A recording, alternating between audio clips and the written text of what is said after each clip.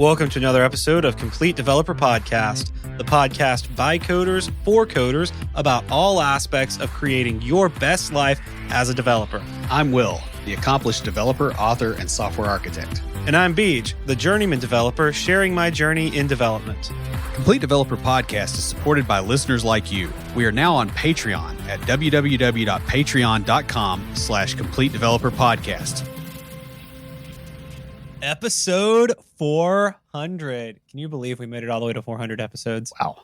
That's like a lot. Actually, the one we recorded just a few minutes ago was the 400th episode because we zero indexed, but this one is actual episode 400. Yeah. It's difference between terminal array index and count. Yeah, exactly. So, but yeah, this is episode 400. I cannot believe, like, I remember when we hit 100, but 400 episodes is insane. Guys, habits are ways that we simplify our behaviors so that we can do them over and over without much conscious thought. When healthy, habits can help us to grow and improve ourselves. So in this, our 400th episode, we're going to apply Stephen Covey's, I think it's how you pronounce it, Covey or Covey. I don't remember. I could be wrong too. Yeah, Covey. Quail. Yeah, maybe. 7 habits of highly effective people to software development. And we'll also talk about some of the habits that we've developed over the last 400 episodes of Complete Developer Podcast. We'll break each of these habits down and discuss how you can implement them in your life and career as a software developer. But before we get started, Will, how are you celebrating episode 400? With shock and surprise because I wasn't paying attention.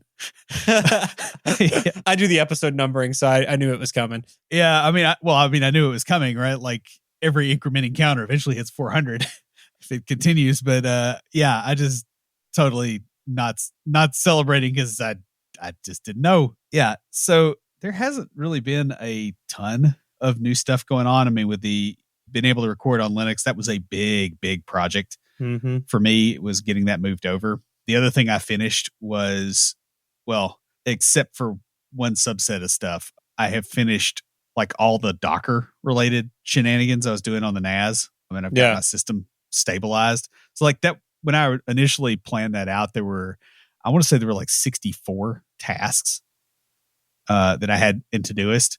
That list went to almost 500 before it ended. But the thing, part of the issue was because I got downsized when I did, I was initially like breaking it into phases, and the downsizing gave me a fair bit of time and also shifted my schedule around. And it ended up with me having more of my best focused work time available to me. So right now I am where I planned to be on this by September of this year. Nice. And it's February. So I'm pretty stoked about that. I have no idea what I'm doing next because like everything has been in a tailspin since October. But yeah, I do think that, again, this is this habit formation stuff that we've been talking about has been very useful for that because I've gotten in the habit of coming downstairs and working on my stuff before work every day. It's helped a lot. So how about you? Yeah, I had a really good habit, and then I had a month of other things going on in the mornings, and so I kind of got out of my morning routine, and I am about 2 weeks back into it and still struggle with it a little bit. Some mornings I'm good, some mornings I'm not. So I feel like I'm starting all over again because I did not plan for having that time of other things going on in the mornings. I knew it was coming up. I did not think, oh, hey, I need to plan this into my routine. So I'm paying the consequences of not doing that. In brighter news, we had an art show at church this past weekend. I get to help lead the creative team. I lead the creative media section of the team. So I was one of the organizers for the event. I was also one of the showcasing artists. So that was really cool. I took some photos. I'll post a photo of my booth at the show. I was selling t-shirts that I made. I don't know if I told you about this, man, but I spilled some bleach on one of my favorite, like just plain t-shirts. And by favorite, I mean one that got the most compliments from people I know. And so I was very upset about ruining my shirt. So I thought, you know what? I'm going to be artistic about it. I got some rubber bands and got tied it up, sprayed some bleach on it, made a really cool pattern. I was like, hey, I could sell these. So I made a few more and took them to the show to sell. Learned a little bit. That was cool. Made some pour painting to sell. I did have someone sign up for a photo shoot though. That's really cool. That is cool. I also made. I don't have any in here with me, but I went to an art show previous weekend after having lunch with you, and saw these, like, they're called mini zines. It's basically one piece of paper folded and cut in such a way that it turns it into a little mini book. And the person was doing photography on it, and I was like, "That's cool." Didn't have anything planned that would fit that, but I took some poetry that I have and I made like 4 different versions of that, which those are really cheap to make too, because you just print them. I had to go to FedEx to do it because my printer doesn't work that well, but just go print them off on like some heavy paper and then fold and cut, and you've got this little mini book, which was kind of cool. So yeah. Also, Super Bowl, go Chiefs! I guess they won, right? Yeah, Chiefs won. I was watching, but I was yeah. I was also writing this outline when I was watching the Super Bowl. So yeah, there's that. I was dealing with Postgres backups.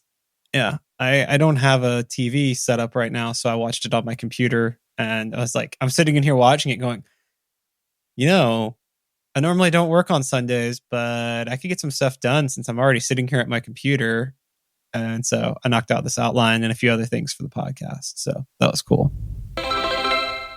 Saving money is hard, especially when you waste all of your time switching to Linux. Hey, actually, it's a pretty good way to save money because you have no life. Lucas Casades is a fee-only certified financial planner. He owns and runs Level Up Financial Planning virtually out of Fort Collins, Colorado. And just like us here at Complete Developer Podcast, he focuses on helping you not only establish a plan, but to take action on that plan so that you can live your best life.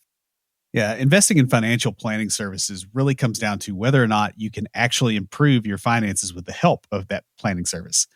And with the help of Level Up, the compounding impact of making better financial decisions will easily pay for itself. Level Up also has a really unique pricing model that is designed to help you no matter where you are in your career or financial journey. I got to thinking about it. We talk about, if you're a junior, mid, senior kind of thing like that. But what about the people like me who, I came in and I was a junior in my 30s. Yeah. And there may be other people. I know people who didn't spend their whole life in school, who actually had other jobs, and they came in with money, and it was, hey, I just don't like what I'm doing, and I really like this. Like, I know lawyers who became software developers, and yeah. So it's not just where you are in your career, but where you are in your financial journey. Yeah. Like you said, I've seen PhD physicists do it. Yeah. So Lucas is also a fiduciary for his clients, which means he's not here to sell you a product, but to actually help guide you to a better financial situation that benefits you. And guys, you can catch his podcast, Techie Personal Finance Bootcamp, where he covers financial topics that you probably face and also interviews other IT professionals who share how they navigated their careers.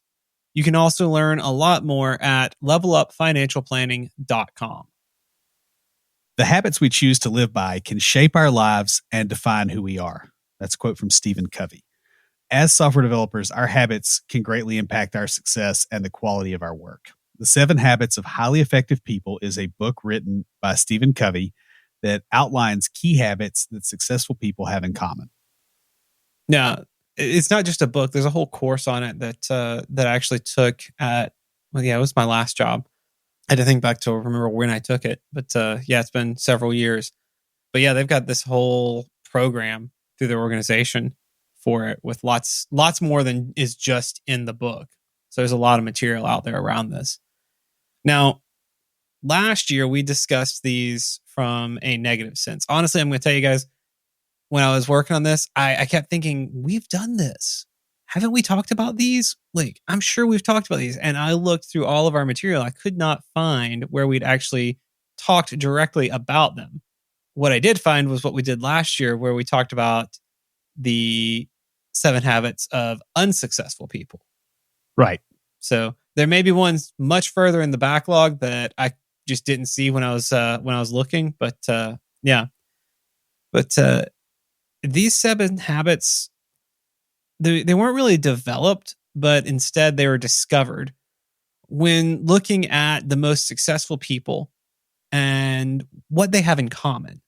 So just like best practices, they weren't someone sitting around going, all right, let me think of the best ways, the best practice for this. It was recognition of, hey, this is kind of the better way to do this in most circumstances. And so that's what these are. These were a recognition of existing habits, not someone like Stephen Covey sitting down going, all right, I'm going to write out these 7 habits that I think effective people have. It was him observing them and going, oh, hey, these are things that these people have in common. In this episode, we're going to apply these habits specifically to software developers and show how they can help us become more effective in our careers. From being proactive and starting with the end in mind to putting first things first and thinking win-win, we'll explore how these habits can lead to a more fulfilling and successful career as a software developer. So the first of the 7, and it's too bad there's not 9 of them, so I could say 7 of 9. Go Jerry Ryan. Sorry. Wasn't she in the new Picard TV show? I don't watch TV. I don't really watch TV, so I don't know, but I see memes, so I assume.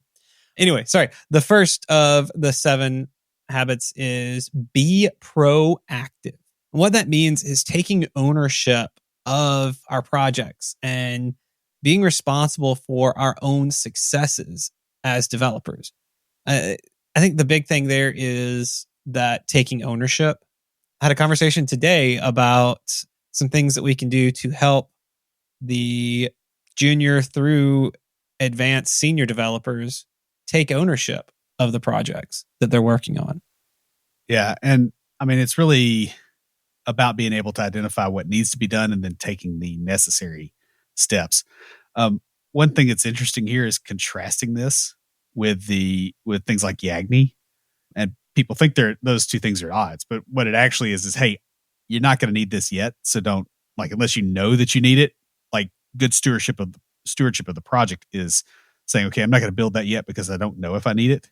Right. So these two concepts are not at odds, even though it may sound like it. Yeah, I've had those conversations with developers before, where I'm like reviewing their code and going, hey, what's this for? There's nothing calling this. Like, the only thing connected to it is the unit test you wrote and the interface. But why do you have this method in the service? Oh, well, we might need it in a future story. And I'm like, yeah, but we don't now. Right. So how long did it take you to write it and get it working? That's time that you could have used doing something else. You know, it's like it's sort of a systems mindset thinking too of, hey, how is this interacting? But also, you know, when you take ownership of it, you're not, all right, well, I'm just building out this task. You're, hey, I'm like, how is this all working together too? And the other thing about being proactive is it means that you're willing to learn new technologies, to seek out new life and new civil. Wait, no. Back to Star Trek, are we? Yeah, I don't know why it's on the mind. It's on the mind. I watched Doctor Who last night on my computer, so I have no idea. But to seek out new opportunities and take initiative on projects. I think last week I mentioned one of the developers I work with wanting to learn the build process and like how to release to our test environment. And because of that, when I was actually out sick and we had an important release, he was able to do it.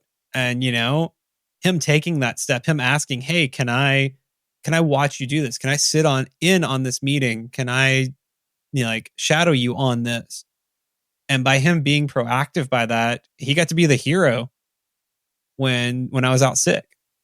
And, you know, I don't think he really, knowing him, I don't think he really cared that much for the accolades, but just knowing that, hey, I was able to do something that really helped everybody. Yeah. I mean, being proactive as a developer requires things like setting clear goals, prioritizing your tasks, and always looking for opportunities to grow and improve. It strikes me as odd how many environments I've been in where, we've had training materials provided as part of your job, right? Like you get a Pluralsight subscription, and how half to three quarters of the developers never use it, right? Like that, Yeah. as far as like being proactive about your career, that is terrifying to me.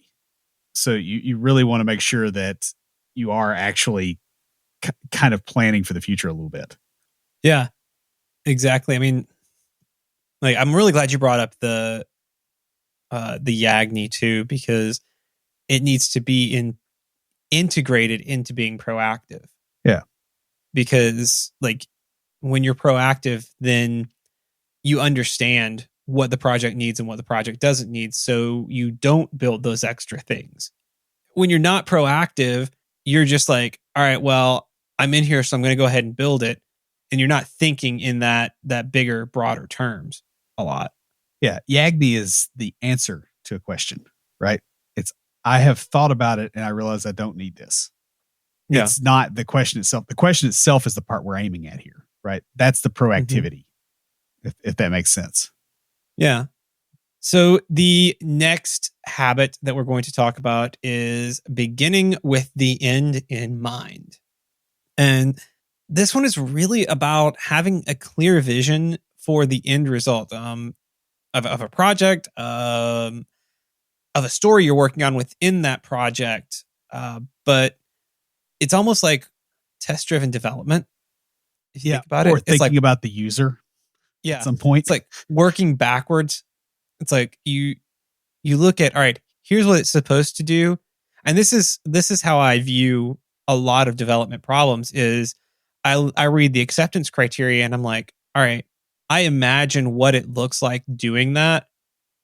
And then I build it. I know a lot of developers that I know who do more front end work, like, or well, just in general, a lot of developers tend to like to start, let's just say you're working with a 3-tier architecture in an API.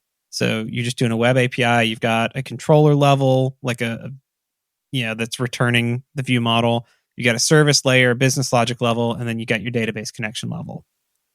Well, a lot of people like to start at that controller level and build down. I tend to start at the database and build out. That's what I do too, because I'm thinking, all right, how is this going to look? And what is the functionality? It's like, all right, from that functionality, I need to start at the bottom and build up.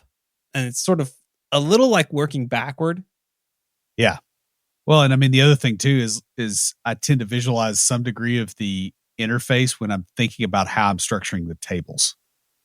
Yeah. Right. So I'm beginning with the end in mind, but then, okay, I've looked at what the end is. Now I'm going to go to the beginning and start there. Mm-hmm. Yeah, I do tend to build especially when I'm building like a new feature, I tend to build the API side first. Yes. Like honestly, I'll build the tables in the database first, and then I'll connect to the database and I'll test that and I'll make sure that connection is working. I usually have to build the data models and then build the connection. But yeah, I'll build that all out together, test that connection to the database, and then I'll build the business logic layer and go, all right, what needs to happen within the API here? What does it need to handle? And put that in, test that, and then I'll build the connection going out. Because if for some crazy reason my code gets out into the wild, I would much rather have a service that never gets called than an interface that can't be used. Yes, exactly. Yeah. Yeah, that's it exactly. So the other thing about beginning with the end in mind is that it's about understanding the needs of the client, the scope of the project, and really setting clear, achievable goals when you're going in there. I say that I start that way. I a lot of times will task out everything I'm going to do first. Yeah. And then make sure that there's not pieces you're waiting on, because you can start, it's almost like an async call to other people. Like if I had to have a database administrator make changes to the database for me. Like I can do dev stuff.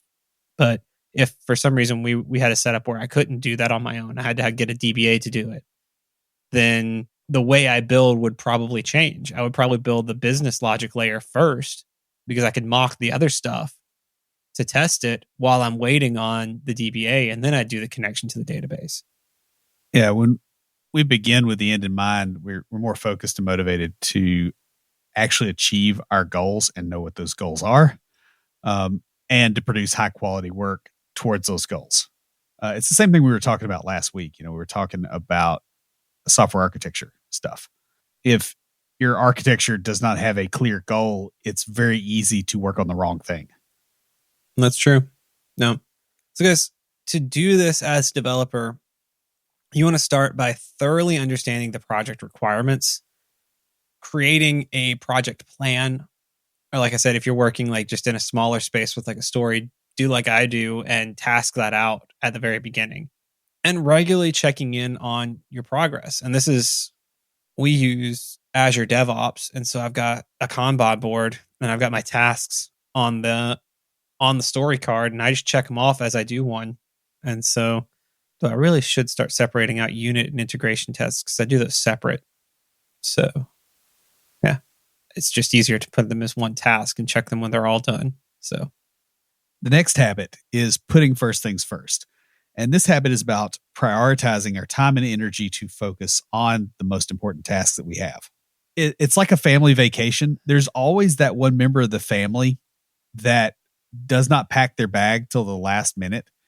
And they do all this other stuff that has nothing to do with getting out the door. And they make everybody else late. Yeah, I mean, I don't know about you, but I'm the only one who packs a bag in my family. I mean, honestly, if my dog started packing a bag, I'd be really concerned. Well, you definitely would need to shower at least. You're running the dog off. That's when that happens. But no, I mean, we all know people like this, in our lives, right? That don't do things in an order that's towards a goal. And you don't want to be that person if you want to have a happy life in general or a successful one. Yeah. I mean, prioritization, it's really the key to a lot of things. And oh man, this is something that I'll be honest with you guys. I struggle with prioritizing because I want to do all the things.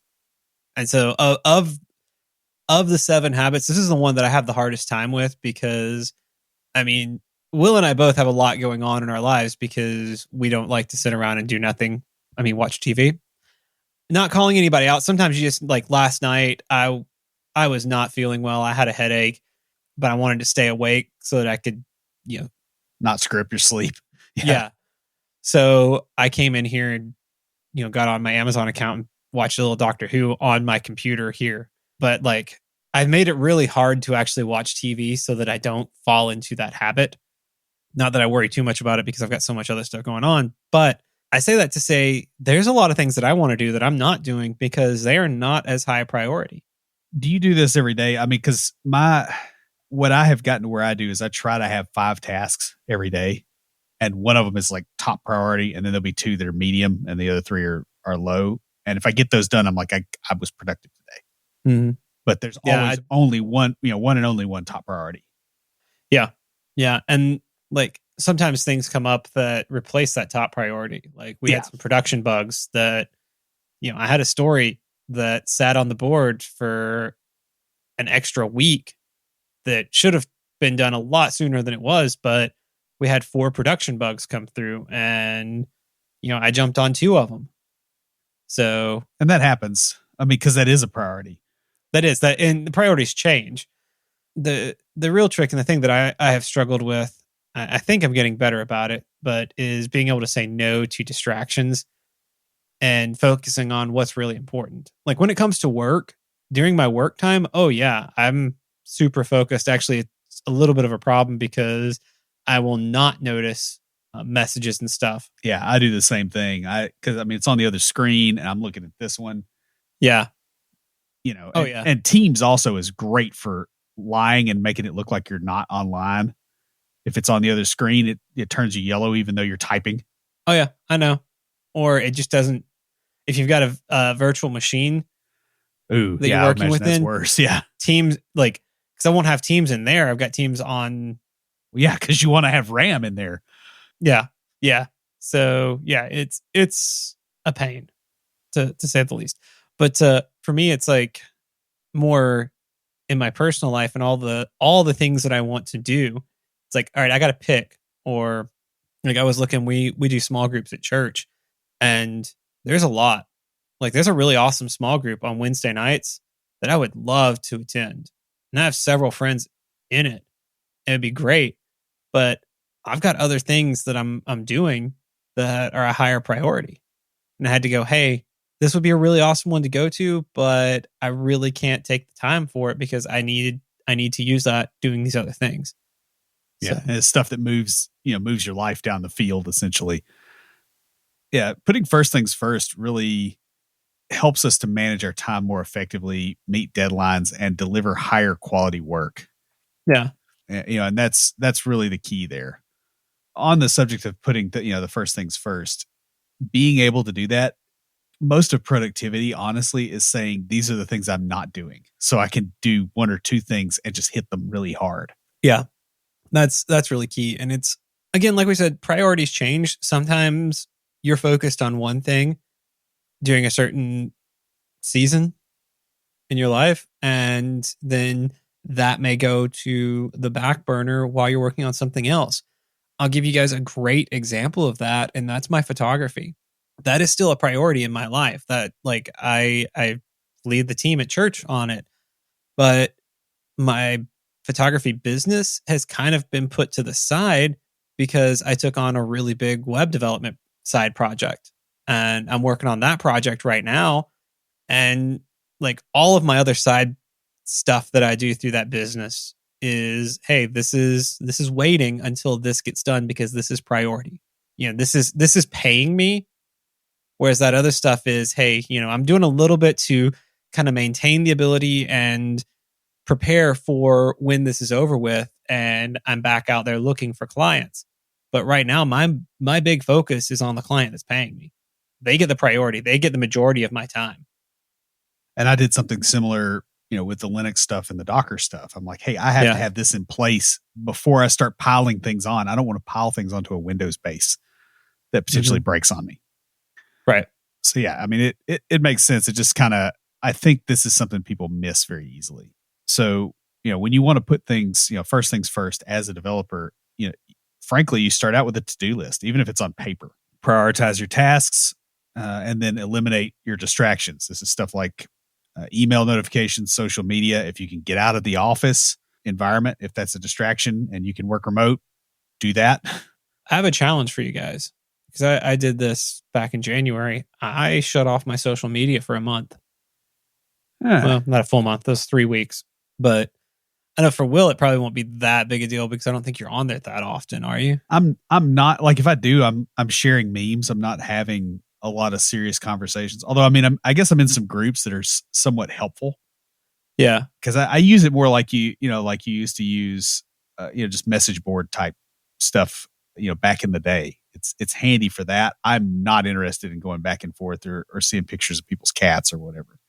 Yeah. But yeah, I did that for, like I said, 3 weeks. And I'm probably going to do another one not too long, though I do need to maintain the podcast stuff and my own business stuff. Yeah, well, Maybe. I think one other thing that you have done that you've cut out that is a distraction and wastes a lot of time that you probably haven't completely realized how much time you were losing to it was drinking alcohol. That is true. I mean, I do kind of miss the social aspect of going out to bars and just hanging out and talking to people. But yeah, I would spend lots of time doing that. I need to find a good replacement for that socializing. I mean, the gym helps a little bit because I've made some friends there, and it's fun just to like chat and stuff with the guys. Usually in the locker room after we work out, we'll be chatting for a bit, but it's not quite the same as just like sitting there and having a drink and like talking for hours. Yeah. Well, even just, drinking at home will chew up so much time and you're less Hmm. effective. I mean, That's that's, true. I've noticed that in you for the last year. That's something that probably if you like spent some serious time actually thinking about how much time you were losing to that, it would probably still shock you. Yeah, no, that's true. Next is the habit think win-win. This one is about developing a mindset of cooperation and collaboration with team members and clients. One of the biggest things and the biggest compliments I've gotten from our product owner is that I think in terms of how the client wants the app to work. Like she's like, I really like the way that you approach things from the perspective not of, hey, this is a cool, neat thing to do, or, oh, hey, this is really difficult, but is this going to be useful for the clients? Is this going to make their jobs easier and better? And so, because if we're making it easier and better, this is where that win-win comes in, because we start doing that, we put that focus, then when there is a cool technology that is going to make their lives easier, they're much more interested in listening to you talk about it and go, hey, we should do this, because you've already proven, hey, I'm not doing this just because it's the new hotness. I'm doing this because it's going to make the app better. Yeah, I mean, really, the deal is making or finding solutions that help everybody involved rather than just yourself. And this is why so many people come down so hard on developers who are doing resume driven development, right? Because it's very frequently a very selfish action, right? If you are considering the health of the team and everyone else when you're doing resume driven development, you know what they call that? Innovation. It's just the mindset that you're coming at it from. That's really true.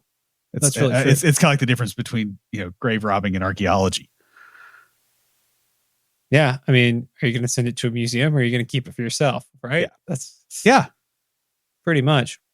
I mean, we could get into the whole argument of the British going into other countries is grave robbing because they're not keeping it in that country. But yeah, well, I mean, I think we don't expect a whole lot of rationality from people who conquer the world for spices and then don't use any on their food. So just let it go. Yep. That's why we got Scottish ancestors. Hey, they at least invented the IPA. Not that I drink anymore, but a good British IPA is pretty good. Anyway, so thinking win-win helps us to build these stronger relationships and create a positive work environment and just help everyone to achieve their goals faster when we're working that way. Again, going back to it, because of that attitude, I've actually had the product owner come to me and say, hey, do you think this cool technology would be useful in this app? Because she'd heard about it or somebody had mentioned it somewhere else. Or she'll ask us to do something. I'm like, oof, that might be difficult. I'll have to figure out how to do it. And she's like, oh, well, we did it in this other application. I'm like, oh, I can go look at their code and steal ideas. Yeah. Well, I mean, it kind of works like the old, there's like an African proverb. I think it's African, and I'm not sure where in Africa because it's been years since I read it, but it basically says if you want to go fast, go alone. If you want to go far, go together. Yeah.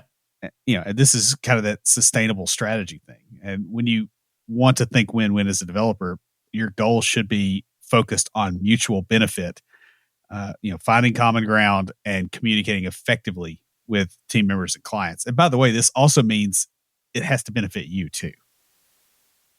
Yeah. Right. Don't get into a codependent relationship trying to think, saying that you're thinking win-win. If you're on the losing side, that's still not, because that's not sustainable either. Mm-mm. No, there's two sides to that. Like you said. Yeah. So the next habit is seek first to understand, then to be understood. And I think we had an entire episode just on this one alone, on listening skills. So, I mean, it's basically about developing active listening skills and understanding what the needs are and the perspectives, like where your clients, your product owner, your scrum master, team members, even management are coming from. Yeah, and along with that is being able to put yourself in their shoes. and go, okay, how would I feel if I was in this situation? Or if I was in their situation and I had to explain it to someone like me, what words would I use? What analogies would I use? Yeah. I made an analogy earlier today. I'm like, ooh, that's good. I need to write that down. But yeah, it was fun. No, that's a big thing. And it's that is what empathy is. It's understanding where another person is coming from, good or bad. Sympathy is feeling sorry for someone for what they're going through, but empathy is being able to put yourself in their place and go, hey, how would I react in Yeah. that situation? It's also a very useful thing for figuring out whether something is a higher primate. It's just saying, like, you probably should have developed this as an adult. Well, there's that. Yeah. Seeking to understand other people also helps us to build stronger relationships, resolve conflicts, and communicate more effectively. Frankly, you don't have a relationship if you can't understand the other person. Pretty much. And you will have conflict eventually if you can't understand each other, if you can't come to some degree of understanding, just because, hey, human beings are human beings. I mean, you're going to have conflict whether you can or can't. Like, even if you can understand each other, you're going to have conflict. It's going to be a matter of how difficult that conflict is and how easy it is to resolve. And when you apply this habit of seeking first to understand, then to be understood, you're going to have a lot easier time with that conflict. I mean, one of the big things here related to this that I hear a lot is, I mean, think about it. Think of any argument you've been in. While the other person is talking, what are you doing? Are you aptly paying attention to what they're saying, or are you half paying attention to them and the other half of your brain is planning what you're going to say next? Yeah. The latter, especially in conflicts that go on longer. If you want the Yeah. conflict to end quickly, understanding what they're saying is kind of the key. And a lot of times it's not just the words, right? Like, that's the stuff that you really miss, is all the body language and all the other things when you're in your own head. Right. You're going, oh, they're mad about this thing. It's like, well, they're not mad about this thing. This was just the last straw. Well, yeah. I'm going to tell on myself here a little bit. I'm going to give you guys a little insight into my life. A couple of weeks ago, I went to practice and I thought I was going to be playing this really cool part that I've been really wanting to play for a long time. And I get there and I'm told, "Oh yeah, you're not playing that. Someone else is going to play that." And I was like I was just like really down about it. But I really wasn't down about that, because earlier that day I got a call from my doctor, found out that I had gout in my thumb. And because of some other medical conditions, I wasn't able to take any of the medication for it. Yeah. So I was really down about that. But the way it presented was I was being petty and sad that, oh, I don't get to play this really cool riff that I wanted to play. Thankfully, I have a really, really close friend who happens to be the keyboard section lead, who like just called me aside and like we walked into the kitchen and she's like, all right, this is not normal for you. What's actually going on? And so, yeah, I told her about that because, like I said, we're really good friends. And she was like, all right, now that sounds normal for you to be upset about that. She's like, for you to be upset about this that doesn't even make sense. And so she was like, I can see how you were like, this was sort of the final thing that just like brought you down.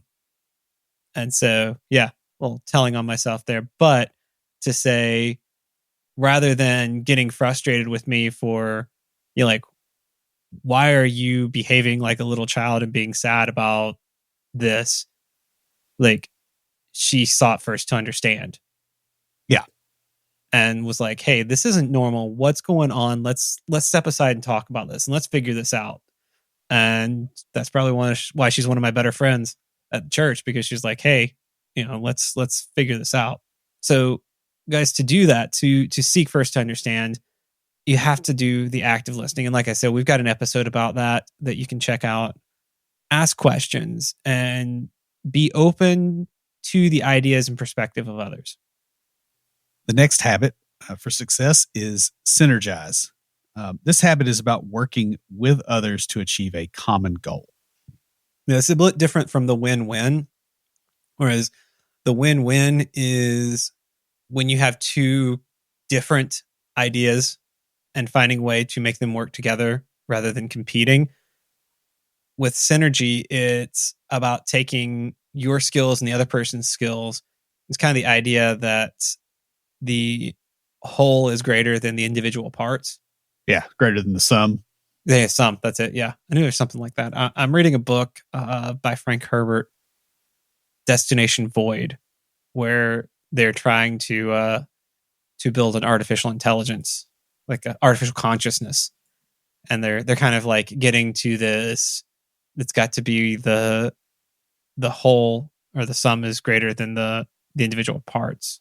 But the idea here is valuing the strengths and skills of your other team members and working together to utilize their strengths along with yours and create something a lot bigger than any one person could do by themselves. Yeah, it's essentially specialization of labor. Yeah. Applied a little bit more broadly than maybe pure sociological terms. Synergizing helps to foster creativity, build stronger relationships, and improve the overall quality of work. And the reason it does this is it lets people actually focus on the stuff that they're good at, instead of going, oh, I'm just going to handle it all myself. Right. Right. Oh, it's like yesterday afternoon, I was fighting this button. Like I could not get it to be where it was supposed to be on the screen. Everything I did, nothing worked. Nothing worked. Nothing worked. Did you try laying it out with tables? No.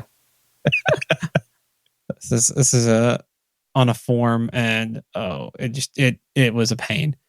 And so I reached out to our designer. I was like, hey, I'm struggling with this.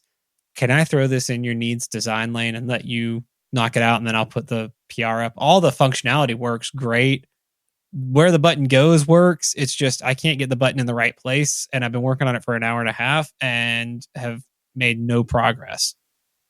So she was like, yeah, that's fine. Then today she put up a PR for something else. And I was like, hey, this one part isn't working. Like it was supposed to do a word wrap and it wasn't. So she's like, all right, I'll take a look at it. And she sends it back and says, hey, can you look at it again? I looked at it again. It still wasn't working.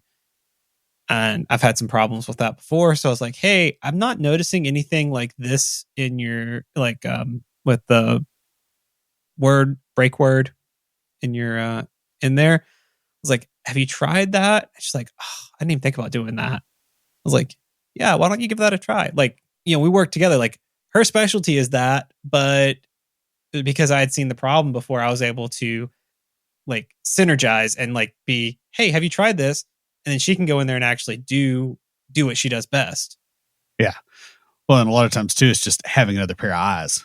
There's a lot of synergy just there.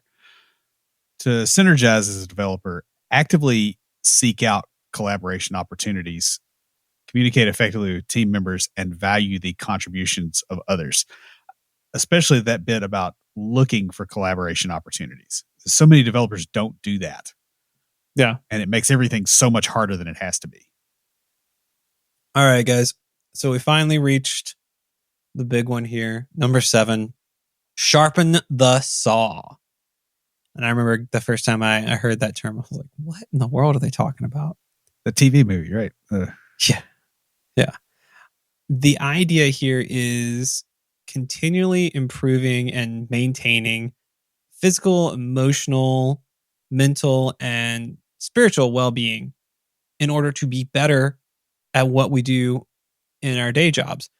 And what this comes down to is a story I remember hearing about a guy who was out chopping trees with an axe. And he started off, he was going great, just running through the trees.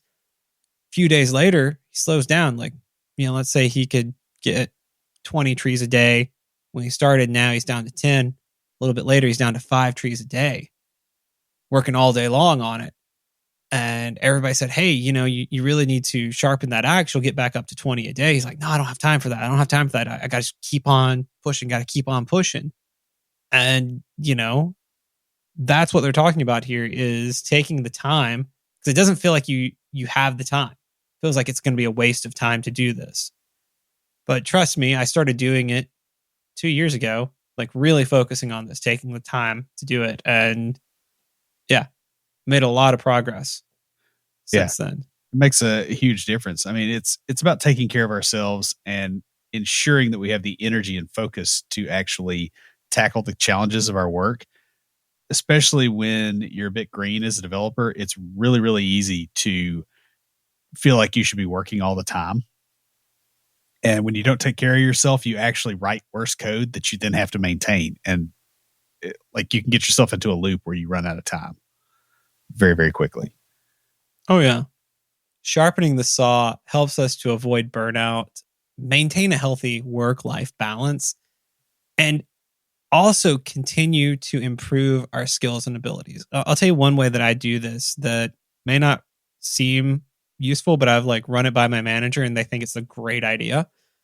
But my least productive time is right after lunch. I mean, I go to the gym on my lunch break to get energy so that I can make it through that without completely crashing that time of day. But what I found is I am the least productive on anything. So you know what I do? Training during that time. Yep. Yeah, I do training because we have so much required training, but I'm already ahead. I've done all the required stuff and I'm ahead just from spending 30 to 45 minutes a day. Yeah, and you probably don't lose anything by that time either because you find something in there that saves you an hour. Yeah. Oh yeah. I've gotten I've been recently doing a lot of leadership stuff. And I've just been going through that one after another on those courses on LinkedIn. And yeah, I've gotten a lot of great stuff out of that. Today, I was going through some stuff for Azure certifications. It's just really great stuff that is actually helping me to understand how these things work that I use already.